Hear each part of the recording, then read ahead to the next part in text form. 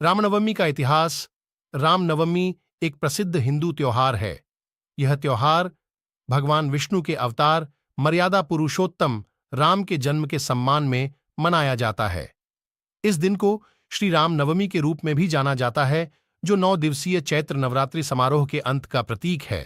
रामनवमी का त्योहार न केवल भारत में बल्कि दुनिया के अन्य हिस्सों में रहने वाले हिंदू समुदाय द्वारा भी उच्च सम्मान में रखा जाता है। यह त्योहार अत्यधिक खुशी और उत्साह के साथ मनाया जाता है। इस मौके पर कई श्रद्धालु व्रत भी रखते हैं। ऐसा माना जाता है कि जो भी भक्त इस दिन व्रत रखते हैं, भगवान राम उन पर अनंत खुशियां और सौभाग्य बरसाते हैं। यदि आप रामनवमी का इतिहास जानना चाहते हैं तो आगे पढ़ें। एक जानकार जो पूरी तरह से जानता है कि चैत्र का हिंदू महीना नजदीक है और रामनवमी पवित्र हिंदू अवसरों में से एक शुक्ल पक्ष या उसी के 9वें दिन बढ़ते चंद्रमा चरण में मनाई जानी है।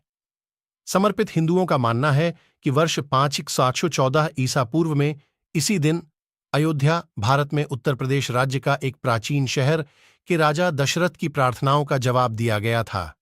इस राजा की कौशल्या, सुमित्रा और कैकेयी नाम की 3 पत्नियां थीं, लेकिन तीनों में से किसी ने भी उसके पुत्र को जन्म नहीं दिया, जिसकी राजा को अपने साम्राज्य की देखभाल और अपने सिंहासन के उत्तराधिकारी के रूप में आवश्यकता थी।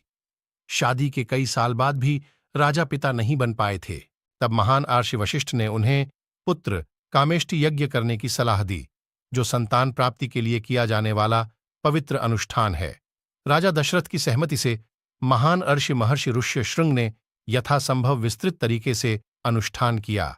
राजा को पायसम, दूध और चावल से बना व्यंजन का एक कटोरा सौंपा गया और भोजन को अपनी पत्नियों के बीच वितरित करने को कहा गया।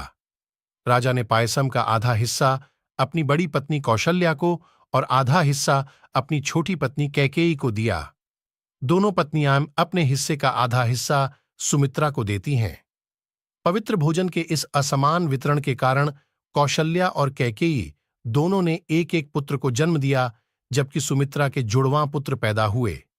वह दिन अयोध्या में सबसे बड़े उत्सवों में से एक था, जहां न केवल शाही परिवार बल्कि वहां के प्रत्येक निवासी ने राहत की सांस ली और इस चमत्कार के लिए भगवान को धन्यवाद दिया, यह जानते हुए भी कि भगवान स्वयं राम के रूप में उनके बीच मौजूद थे। कौशल्या का नवजात पुत्र महान हिंदू महाकाव्य रामायण, प्राचीन अर्षि और संस्कृत कवि वाल्मीकि द्वारा लिखित और कई अन्य प्राचीन महाकाव्यों में राम का उल्लेख सर्वोच्च देवता भगवान विष्णु के 7वें अवतार के रूप में किया गया है, जो मानव जाति को उसके पिछले गौरव को बहाल करने के लिए पृथ्वी पर पैदा हुए थे।